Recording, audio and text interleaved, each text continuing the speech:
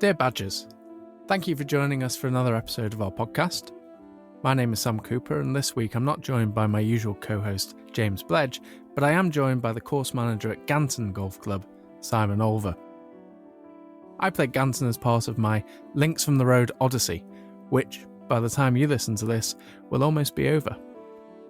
As you will hear, Bledge has known Simon for many years, but this was my first time meeting him. He's an RNA scholar with a deep passion for the greenkeeping industry and constantly broadening his considerable knowledge. A true golf badger, I'm sure you'll agree. I hope you enjoy episode 3, a conversation with Simon Olver.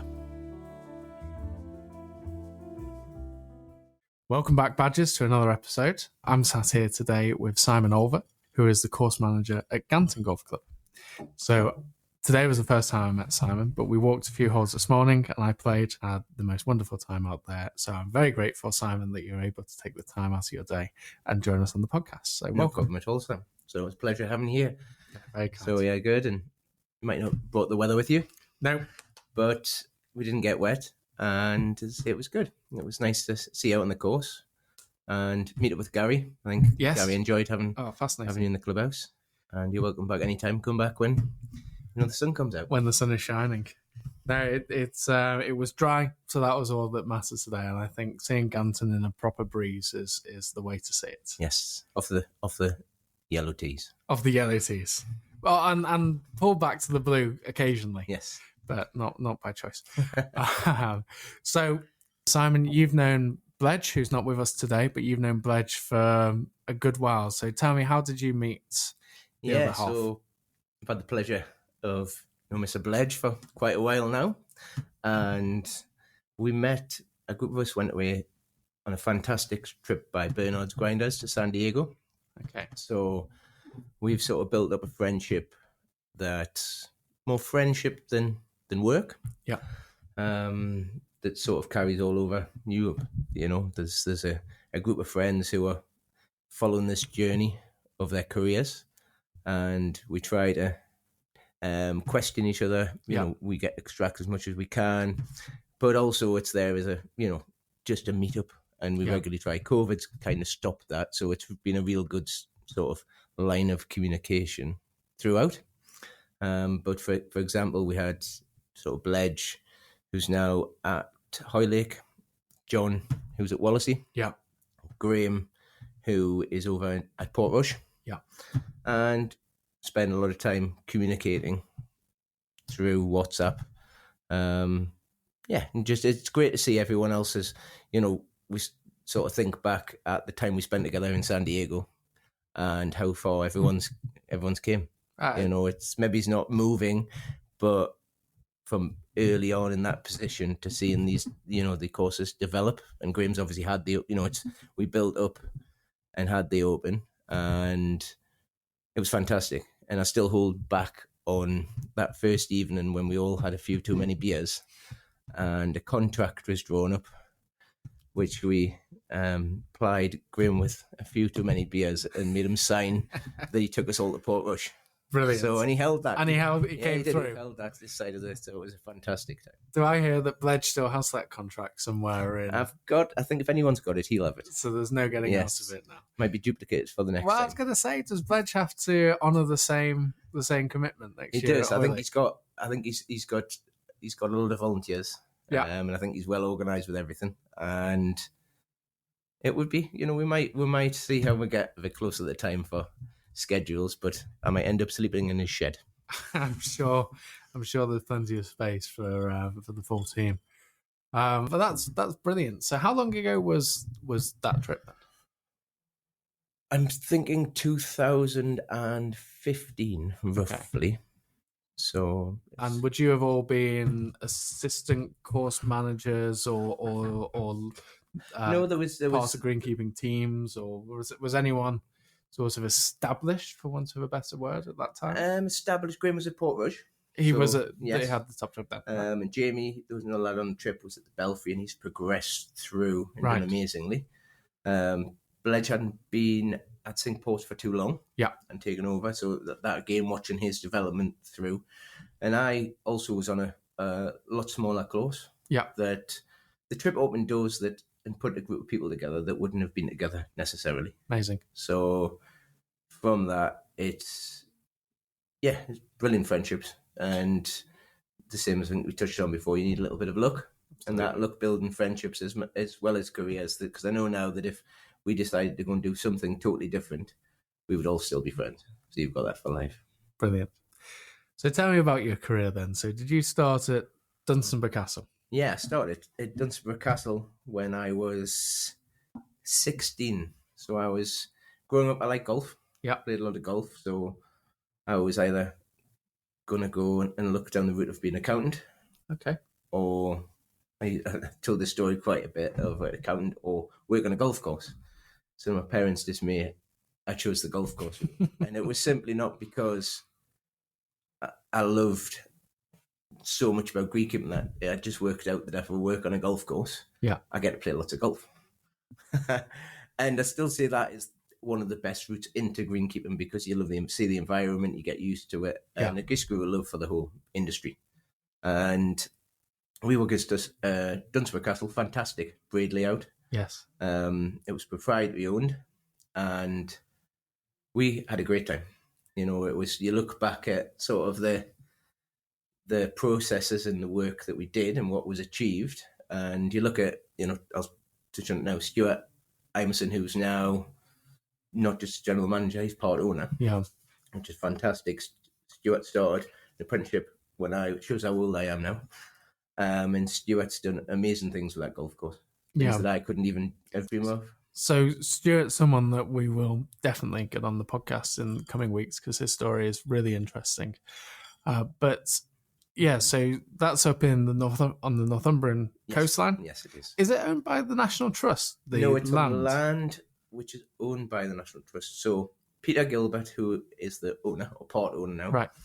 His sister was married to on the Sutherland side. So in a divorce settlement, she got the golf course. I see. But she didn't want it. So Peter Gilbert she asked if he would like it. Yeah. So he looked at it and he took it over.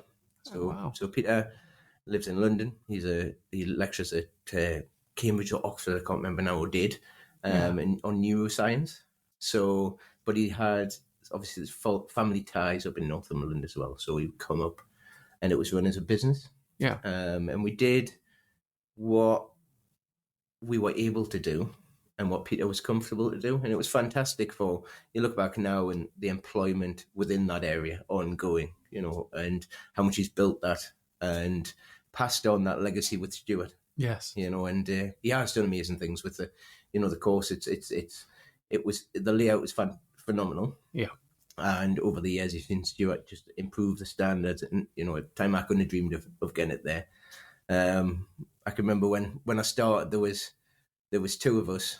Well, there was three to start with, and we went back at 2 staff, and someone that came in the season, and then we sort of built it up slowly over the years, and yeah, it was great. It was a great time, and I could still tell the story of about top dressing greens or hollow cone greens, and you know why I don't like hollow cone greens, because we didn't have any tipping trailers.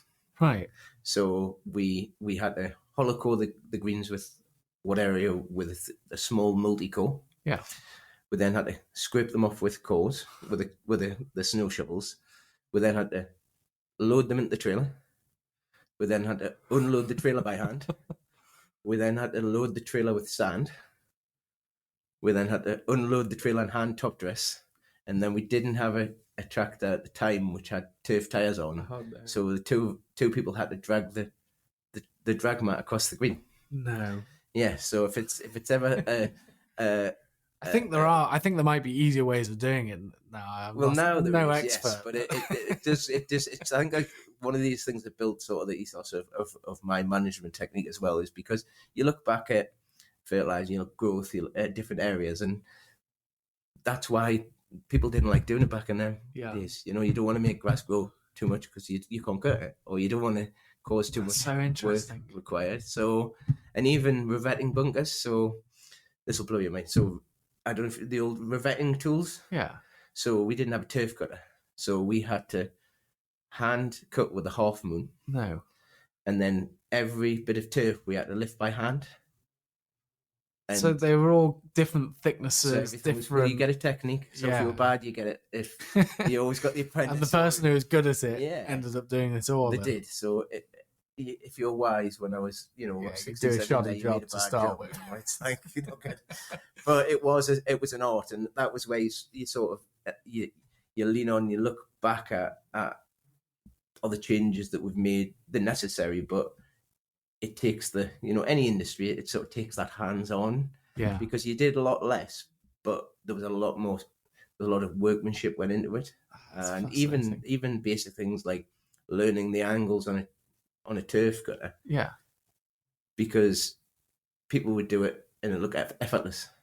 Same as in any other. You look at thing, and the old lad, I'm trying to think what he's called. Ken was in charge, but there was someone else at the time, and he was he could do it with his eyes closed, and every piece was exactly the same. So then again, you'd lift it, cut it, put it in the trailer, drive over, and you build the bunker. Yeah. So it was a great time, and sort of learned my trade, as they say. Yeah. I was fortunate at 18 or 19-year-old to get the head greenkeeper's job. Oh wow.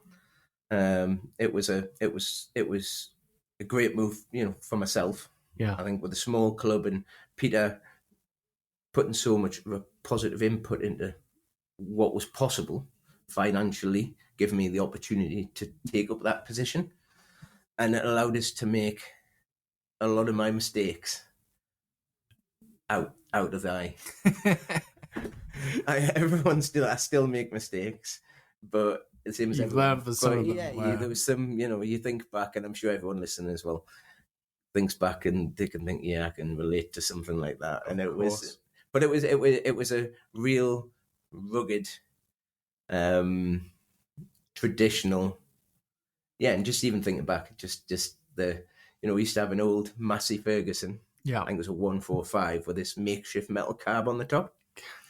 And I think it was Ken at the time that said, when you're driving that, son, you need to make sure you don't hold on to the steering wheel when you hit a bump, because there was no power steering, because it'll slice your fingers open. So 2 weeks later, I came in and I'd hit a bump and both hands were pouring with blood. And it was just before lunch, and I remember he had his sandwiches or whatever in his hand, and I was like, oh, my hands. And he just looked at us and he said, well, I told you not to hold of it. It's your fault. He sat down and ate the sandwiches. And you just think how things have evolved, but you wouldn't change that for. I think that's what we have. It so much easier now than what we did. Yeah, we achieved so much more.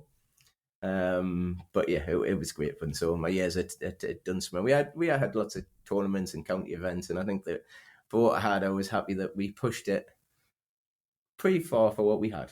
Yes, nowhere near to what Stuart has to do. Well, you've got to have the foundations to then take it on to the next level. Yes, definitely. Well, I'm looking forward to speaking to Stuart. But tell me then, so after Dunstable, where did you head off to then? So after Dunstable, so I was sort of sat and weighed up. I knew where I wanted to go. I knew if I was doing this, I wanted to do it. I had a passion for doing this. As I sort of set myself a goal for, not tell everyone it is, for where I want to end up and what I want to do. But I was quite driven by that. So I got comfortable where I was. And it was pretty easy, but I knew that I needed to do something out the norm to get. So Dunstable was pretty much bone dry all the time. Yeah. Firm green traditional fest. It was brilliant. And I went to the worst, wettest, horriblest course in Northumberland. So it was a privately owned proprietary club called Percy Wood. Okay. So you challenged yourself. I did. Which everyone, I can still remember the looks on people's faces, but I thought, why would you leave? Yeah, but I couldn't achieve what I wanted to staying there, and I hadn't learned. Sometimes you got to learn the worst to understand how to deal with things. Oh, that's interesting. And I was still at that young and daft age where I can take over the world. So I can remember.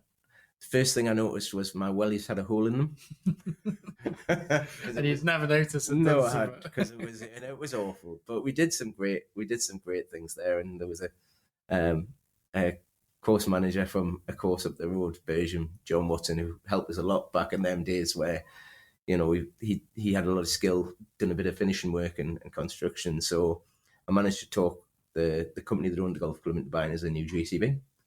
So as you can imagine, like a kid in a sweet shop, that I used to get John to come in on his days off, and I sat and watched him. And then I would go to one side and I would practice, do it myself. And then it got to the point where I could reduce how much John came in, and we did it. Yeah. And because it was a golf course in the middle of nowhere, nobody knew the golf, didn't have to make any money. Yeah. It was more of this benefits other areas of their business. They give me free rein to do everything, anything that we looked at. So on the scale of it, it was still, when I left a course in the middle of nowhere that was, as its own entity, would have struggled. But we got a golf course that people enjoyed it where they shouldn't have done. Yeah. And we had surface that were as good as the best courses in Newcastle. And it allowed, it was a lot of fun. Again, it was a great learning experience because you see the bad side. Yeah. It's putting myself out, or any woman out, their comfort zone. If they're ever wondering how to progress, then it's something that I think everyone's got to do at least once. And it allowed me to show not what I was made of, but my approach and what I could achieve, which sort of got, when the job came up at Whitley Bay. Yes. Which is a established members club. Yes. In Newcastle, one of the better ones. That move shouldn't really have happened either. Right. But it was simply because the conditions that we'd created and the model were, at a level that surpassed their own. Yes. So that allowed me to get in the door. So that was like showing what you could do with weaker sight and fewer resources, and say, well, look, if I can do this here, then it naturally follows that I can then take it up the next level when I have those. Yeah. It wasn't necessarily David Moyes going to Manchester United. You were able to take it up a level and it didn't go wrong. It's like Eddie Howe going to Newcastle. I think we should go back to golf.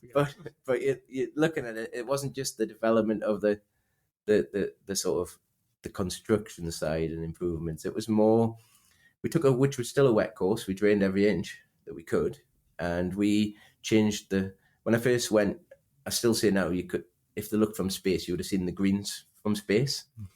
And by the time we end, they were still poor dominant. Yeah. But we create firm, fast, with a lot more finance in there.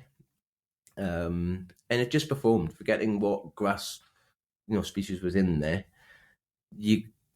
People were able to play it year round. Yeah. And I think, that was a great achievement, looking where we came from to where we ended up. And I think looking at every level, at any scale or size, as long as you leave something a lot better than you found it, yes, then you've got to be satisfied with that.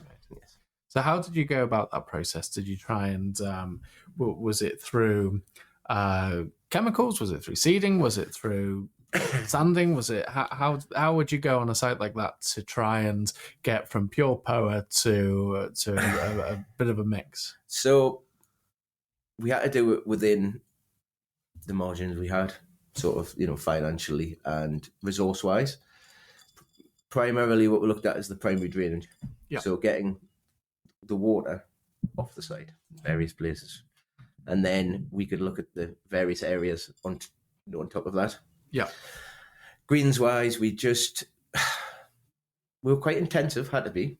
It scares the living daylights out of me now. And it's something that you wouldn't, but you were getting as much work and getting as much sand to improve the profile of the greens, to improve the surface drainage. Yeah. So before we looked at anything to do with, grass species or anything like that, is create an environment that actually supports the grasses that you might want to work towards. Yes. And it was, it was in the middle of trees. It was predominantly poor. But we managed to create an environment where it was consistent throughout. And we inputted a lot of sand into them greens. We reduced organic levels right down.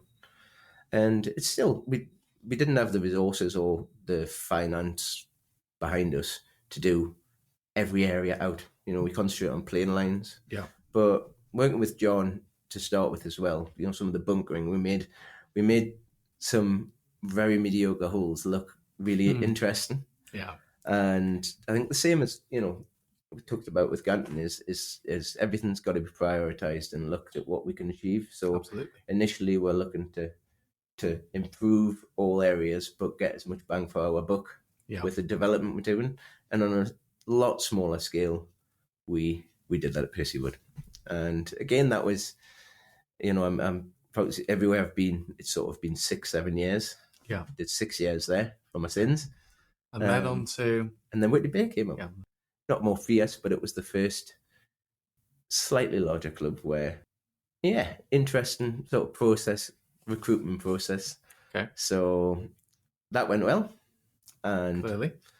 And we looked, and we really did sort of that traditional management focus that I've got. I was able to implement that a lot more.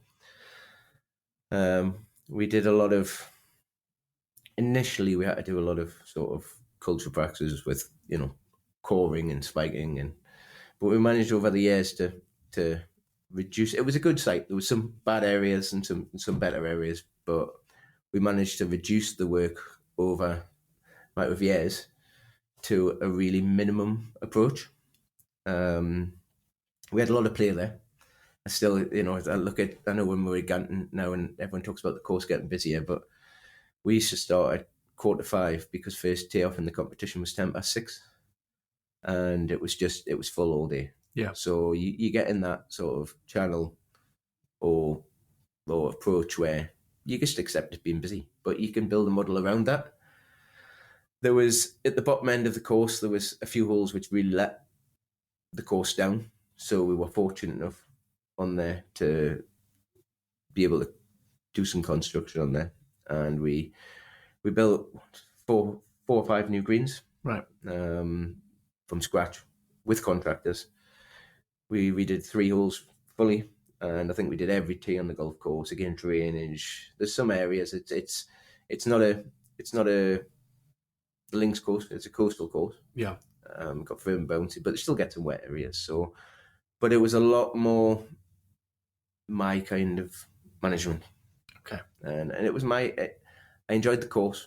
I enjoy the member aspect of the golf course. I like that sort of feeling where as a provider, it's great in its own way, but the same as it's that move. It's that inclusion with everything. There's the interest and everybody's pushing nearly in the right direction, in the same direction. That's fascinating. Okay, so from Whitley then to Ganton. Yeah. So how long have you been here? How did that come about? Talk to me about that, because that's a great move for anyone. Yeah. So that happened. I think the interview process, the job went up sort of September 2020 or July, and then the interview process started September. Quite a lot, quite a intense interview process, sort of 2-3 months as you can expect for a course like this. Proud moment for us. There was a lot of, other candidates, strong candidates that was in for it, but I knew it might be from a smaller club, but I knew where I stood in that, and I was totally comfortable coming to Ganton because it's if you went back at Dunsborough and said what kind of course you would like to be on, it would be, this is it. So it was the right time for myself, it was the right time for family. It was the right time for Whitley Bay. We'd done so much at that golf course. It was time for a change. Yes. And for me, it was the same, but it was the progress, and it was a proud moment getting through that process. Yeah. And actually giving myself a pat on the back for doing it. When I look back and look at a spotty 16-year-old starting off at Dunstanburgh with this passion for what I had that grew an interest that turned into a passion and to what we've achieved. And the great thing is I know what I can achieve again. It's funny. I've had a circuitous route into the world of golf and architecture, but when you look back, it's easy to say, "Oh yeah, I did that, and then that led to that, and then that, and that's where I am now, where I am." But when you're actually living it and going forwards along that path, sometimes things just happen, and they're not the things you want to happen at all. But on reflection, they're some of the better things that have happened. Definitely, and the mistakes bit, I always say a mistake's only a negative if you don't learn from it. Absolutely. So it's the only way we'll learn. Yeah. And I bet you didn't cut your hands on that tractor again. No, definitely didn't. And it was that sort of. I don't know. It's interesting. I was thinking. I actually heard it the other day somewhere as well. But we've got a couple of lads going through college. Yeah. And you learn to do tests, where actually in life you get tested to learn. So it's sort of building through, and as long as you're fair to people, you're a decent person, and it's. I find it more on. I love the industry. I think there's so many opportunities. I think if something's got to give, and if you want to get there, it's going to take a lot of hard work. Yes, but it's more. I think I like helping people as much as I do on the golf course. It might be strange. So you find yourself managing people because at the end of the day, we just come up with the ideas and they do the work. Yeah. So it's more, for me, it's rewarding seeing the golf course getting better and looking at it. But that's the bits, if you do X, you're going to get Y. Yeah. It's stuff that the experience has built up over the years, but it's more seeing the progression with other people as well. And it's something that, I know there's a lot of, not issues, but concerns about staffing and availability, like other staff actually there. Yeah. And quite a few negatives about the industry. But I think if you have the same as any industry, if you've got the right attitude, it's what are then, well, there is a lot, but I know at my age and where I was at 16, 17, there was not many other careers that could have taken us anywhere in the world. So it's very rewarding through. Anyways, I'm on a tangent. That's it. That's going away. But I think Ganton has the possibility to be, and already is. It's not. It's not like a Percy Wood. This is a phenomenal golf course. It's a world top 100. Yeah, and it's sort of it's 77. 77. So you're looking at it, and I'm actually proud and very lucky to be on it. Yeah. For my period of time, and that's all that it is for my period of sort of tender when I'm here. So it's the same as it's never changes to leave Ganton in a better place than when I arrived. Yeah. So you're 2 years, is that 2 years? Yeah, 2 years sort of in. Yes. What have been the priorities over that time frame? What are you happiest with? What bits do you still think you've got to get stuck into? I think proudest moments are that I look around and everyone that comes to work has got a smile on the face the most of the time. Yeah.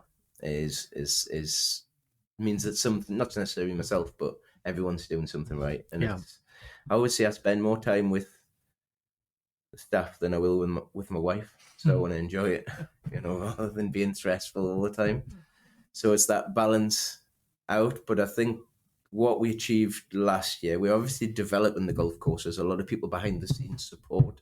Yeah. With Marty, but with there's so many people inputting into this sort of moving project. Yeah. That the progress on the course has been quite swift. Yes. The Matt, who's my deputy now, before I arrived, did some fantastic work with the team with gorse removal, and generally just getting various areas clear of vegetation. Same as a lot of golf courses over time, It just went to sleep, and vegetation had been very little management done. So the team had worked a lot working towards that before my arrival, and we've just continued on with that. But I think last year, with the proudest moment I've been for the team and for myself is delivering the tournaments. We had the original plan was home internationals in May, Right. and the Brothers in August. Okay. So with COVID and the RNA restructuring everything, the home internationals moved somewhere else, and we got the seniors amateur in July. So we had two big tournaments. Yeah, I think we got, because obviously split shift leading up to it. Yeah. As well. So it was just under a month apart for the tournaments. So we got 2 weeks back to normal. And it felt a bit like getting off a long haul flight. Yeah, and just turn around again. Yeah, but everyone dug deep. And I mean, not just on the greens, everyone around. It was such a fantastic year for the course. And to be part of that and see what the team produced. Yeah. The home team, and we had some great volunteers from all around the country that supported it. And I think the fact that everyone left from the seniors and said it was phenomenal, and then for the team to do it again when they were tired, there was a lot going on, and the weather they changed, slightly. It was pretty rewarding, I think, for everyone. Yeah. And again, I made plenty of mistakes that I learned from, and hopefully we can not make them again. Absolutely. So you mentioned there Martin. So you mentioned there with Martin, one of the things over the last couple of years, I suppose, has made a big difference to the course is the reintroduction of the pandies, which are big sand areas, massive sand areas. I don't think I've seen anywhere that has quite such an expanse of sand as between your 8th and 9th holes and 17th and 18th holes. So what's the thinking with those? Because Ganton... For those who don't know, and this is something that we'll come on to, but Ganton is 17-ish miles inland. No, it's 6 not. It's not as far. It's not 6.5. Only 6.5 on an old sea inlet, and it is pure sand. Anywhere on the golf course, dig down, foot under a foot. It's pure sand. Okay. So it's its biggest strengths, also its biggest downfall. Because the water just in the summer just passes. In the winter, through. It's fantastic. In the summer, it's challenging. But when you look at it from a traditional, firm, fast-running golf course, that's it. Okay, so how have those are historical things that you guys have reintroduced? Is that right? Yeah. So we're looking again. This started way before my introduction. I can't take the credit for that. Gordon Irvine came in with Connor Walsh, and did some original work, because the Pandion, which is, if anyone's seen it, it'll be the most photographed over the years. It was the original sand quarry, so some fantastic photos of working that area with horses, in the past, and it had just been left to grow over. Gorse had sort of it taken over, and it was totally covered. So they did some fantastic work on a smaller scale, extracting and reshaping and opening up that pandy, and from what it was to the result when they finished, was fantastic. Yeah, it was just on a small scale. That the plan of management after, which we've learned as well, that there's quite a bit of work to after you clear these areas. Yes, for I would say on the primary side, initially looking over it. So we just thought as a club it was such an important area. The original sort of images from around the course may not have included on the scale or sand areas as clean, but the gorse input by Colt sort of in the 40s had anyone that played Ganton, it's quite scary. It was that area you mentioned between 8 and 9. In places it was hanging over the semi-rough onto the fairway. Wow. 10 foot high, 10 foot high. The plan was it was a design feature, but also it allows us to sustainably remove sort of materials which allow us to achieve our goals of what we need to do. within the money we had. And plus, we're removing materials off the site to use on the site. Yeah. And the beauty about Ganton is you do dig down anywhere and there's pure sand. So the result of doing that now, we're fully sustainable on every area around the coast, apart from greens, where we're still searching for that amber nectar of a material source that meets the particle size distribution of our purchase. Because it's quite a chunky sand, isn't it? It's actually got too many fines in. You believe it or not. So it's quite a coarse fine, but you look at the range and there's actually the fines. There's too many. Okay. So when you look at it, the packing sense, there's a worry against the because of the prolonged the use over the years of the dressing we've used now, that if we switch to the local material, that it'll just pack too much. So there's too many fines. Okay. So if we can actually find a site, because it takes a relatively small area to extract a hell of a lot of material. Yeah. So when we're creating these areas, we're actually creating, like for instance, on 9, as we remove more sand, because it's just pure sand as far as you go down. Yeah. So the last time when we did it, we cleared the vegetation. We extracted all the organic materials from the top into a compost heap, which will be stored and then sort of screened and used for construction projects. But we extracted about 8,000 ton of sand. Oh, okay. Which we've just had about 3 tons screened recently. Yeah. But the beauty is, every time we need more sand, we just go deeper. Down to the same spot. So the area will get more dramatic. We'll take more sand out. And it fits really well. And I think that, from a traditional firm, fast running golf course, that it's sand in nature. The sand areas fit in very well. Okay. So just to describe Ganton, and please do correct me, Simon, but it's my first time here. I've played more than my fair share of links golf.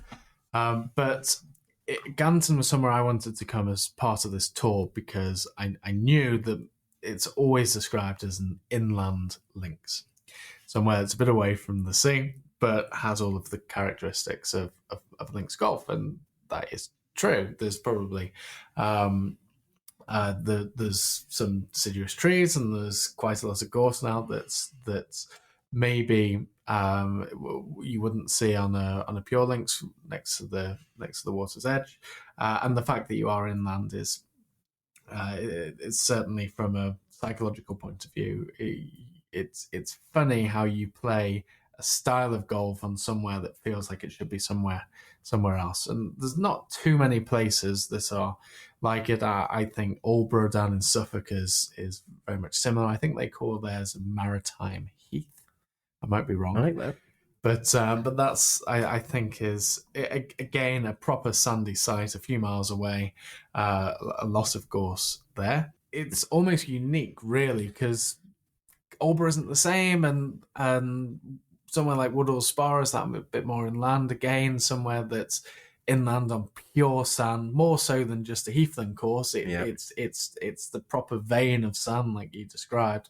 So they're out there, but they're not your common type of land to manage. So that must have its own quirks and interests, and you've had to change to work out something that fits. It does. Ganton.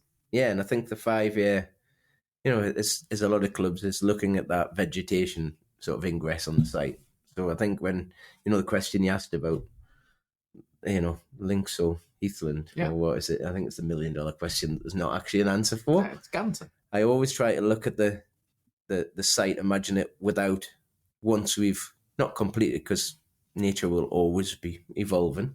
Yeah. But once we reach our goals of where we want to be with the land, and I don't know, it's so tricky. I think it was National Club Golfer did it was on their website, or it was an interview or a blog. Okay. And I think he starts off when he's talking about Ganton, it's about Ganton. And it's a brilliant review, But I think he says the one phrase that I hate is inland links. But the only way to explain Ganton is an inland link. And I rest by, Gary Player said it was the only course that's not that's inland could host the Open. Yeah. So you've got to take that on board. But I always just take the safe cop out by calling it a hybrid. Yeah. Well, it's Ganton, isn't it? It is. It doesn't have to be anything. That's what makes it so special. Yes. You look at the architecture from the landscape, soil type, bunkering, vegetation. I think that if you took one element out of that away, then it might not be Ganton. Yeah. So we have to just do everything in our power to ensure that this piece of land remains as close to the original sort of nature of the course as the course was laid out. There's been so many, architects involved over the years and variation of just, you just look at the process from opening in 1891. How many people's had their hands on this? Yes. That I don't think there'd be another golf course in the world. I might be wrong. That that has had the impression of some of the great architects. Great architects. Yeah. So that's what, and you do notice it when you're working on the course. You can see, the time frame that they've been on, and I think that hybrid comment fits in well. Yes. Because as the course evolved, was the architecture amended to suit the evolving course. So it's always mobile. Yeah. Nature will always look for succession. Yeah.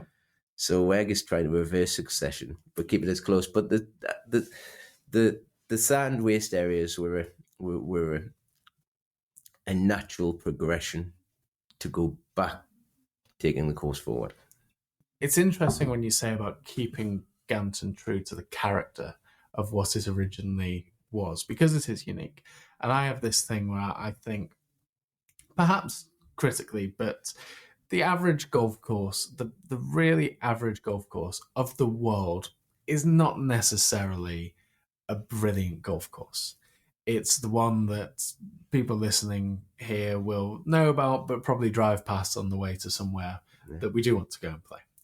And regression to the mean is a powerful force. And if you only look to the average course, then all of the special places, all of the places that have character and quirk and interest of their own, it's going to be lost because it's different. And anything at the edges of the spectrum will be rubbed away, and Ganton will become just like another, and people won't be calling it an inland link, so just call it an inland golf course. Yes, because the character will change. So I think that's working along sort of external advisors to make sure we're go in the right direction. Just to is to manage the vegetation. I think I'm very fortunate to work closely with Martin Ebert, and as we look at all the important architects over the years, that we look at we've put together a master plan with Martin, and that is to ensure we evolve but remain in line. It's sort of attachment and focus to ensure that none of the history is lost. That was an eye opener. But it's been a great relationship with the club, and it's exciting looking at the master plan. Good. Because we're only 2 years in, and it's what the sort of next 4, 5, 6 years, and we could. I think what's achievable is so exciting. But as Ganton already is, I think we're working hard to improve services. So I know we're talking about construction, but if we were not to put another digger or shovel on that golf course, then it's still one of the best golf courses in the world. Yeah.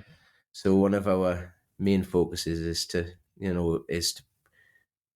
ensure we're maintaining the environment. If there's anything that needs amended, to bring it in line. But it's if you wanted an advert for firm, fast, fiery turf and the running game, then this is it. There's nothing that I've played competes with it. So it's been really interesting. So out there when I was playing this morning, aspects of the course that really stood out to me were the bunkers, which are many and vast. Very big, yes. And the greens. The greens, you can just tell that it's like they're just mown out. It's like the ground is there and the topography is there, and they've been mown out over the years. Yes. And because some of the shapes and some of the contours, you'd never build them like that. But we stood on was it the fourth hole maybe we stood, and we were looking at that little bowl in the back right of the green. If one of the best shapers in the world went and built that green, everyone would wax lyrical about it. But it's just a feature that is there in the landscape, and that's what makes it so special. Same with the extensions. Martin's done some great work as well. That there was not lost, but over the years they have crept in, whether it was for resources or maintenance or design. Everywhere does though. I think one of the most interesting things I find doing this job is how fairways get narrower, greens get smaller and rounder, and golf courses of an era, if you go back long enough, it's not to say that things were always better in the olden days. If you go back to 1800s, often they're not golf courses I'd like to play. But then they had some great revisionists come in the 1920s, and they had to work bloody hard to go against, in some cases 20, some cases 50, sometimes 100 years of clubs having gotten used to playing a golf course in a certain way, and say, no, there's a better way of doing it. Let's embrace these interesting shapes of the green, and let's have some width to the fairway, because if you come in from the left-hand side, you can get close to that pin, but otherwise you can't. And that was really clear at Ganton, I thought. think things creep. It's the same as someone always told, I can't think it was, if you see something every day and can't see change. Yeah. So when you're looking at the same thing, it will evolve, in over a 5-year period quite dramatically. Yeah. But because you see it all the time, you can't see the change. And that, working with, Adam Dewhurst, who's our Greens chairman as well, has done a lot of work and effort to push that in a forward direction with Martin, with them green extensions. And, I don't know if my team with the hand mowers appreciate it. But I think we're up to about 900 square meters on the first hole now. Yeah. And with a bit more to go. Yeah, we can go. We've obviously got the tournament next year, so we just want to take things nice and just be patient. Yes. But there's some fantastic pin placements that they're there. Yeah. All in is to be cut out. A lot of talk about that results against input. On that, it just needs cut out. Yeah. So we work on surface levels, and we did the first, the second, the third, the eighth. A lot of them we just small areas where nothing too significant. But I would think the first is nearly a third of the green. So it just gives so much shot variation, or variation where you put the flags. And there was, we're looking at for tournament golf, some of the greens, 15. I can remember sort of the panic on James's face on that green, and it's when we're setting it up because the pin placements are so few and far between. Yeah. Typical Mackenzie green. But it's fantastic in its own right. But to the right, we've extended that. Just the area was already there. So I think Matt's out today moving the sprinkler over. But we've just basically cut that out this season, and it just opens up some fantastic opportunities that, on these greens. And the beauty is, we're not touching the magic that was already created. We're just cutting it back out again and firming it. And the grass composition, we're very fortunate that it's greens wise, it's a bend fescue, strong, small, poor as everyone else gets a little bit of this and that. But the beauty about our greens is it's quite not unique, but it's getting more and more rare. Is they're not a bend poor, they're a bend fescue. Yeah. And we're strongly working towards converting at the moment. It's bend fescue. We want to change it over to fescue bend and switch them round a little bit. And you move out through that, and everything else is is fescue. Like this year, because of the climate, we had to overseed, various areas, but we've put nearly 3 ton of fescue into the course since September. And luckily, with the weather, it's allowed us to do so. So as well as, I know people probably see us moaning about worms and soft, and it's a bit green, but I think if we'd put 3 ton of seed in and it had been dry and cold, I would have been moaning about something totally different. So Absolutely. long term, that we look, and we worked great with a local seed company called Hurrell's, just over at Driffield, and they actually put together a bespoke mix for our fairways. So we've actually increased the amount of hard fescue in the mix. One, because it's more tolerant to dry weather, but also with this whole regime change with the chemical removals for crane fly. Yes. That we noticed that whether it's because of exudates or the lignin material in the roots, but the areas where we had populations of hard fescue were untouched during leather jacket and definitely in drought.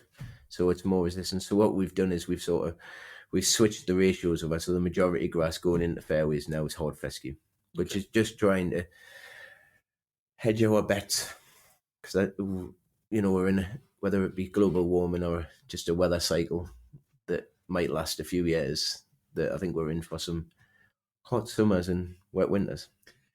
It's probably one that I should try and get a guest on to speak, because it's such an important issue. But I've noticed, just studying a bit of the rain data at our place, how the overall amount of rain that we have on the Wirral hasn't changed over the year, but how it falls has changed massively. Like, it now just chucks it down for like a month, and everywhere's flooded, and then there'll be 3 months without anything.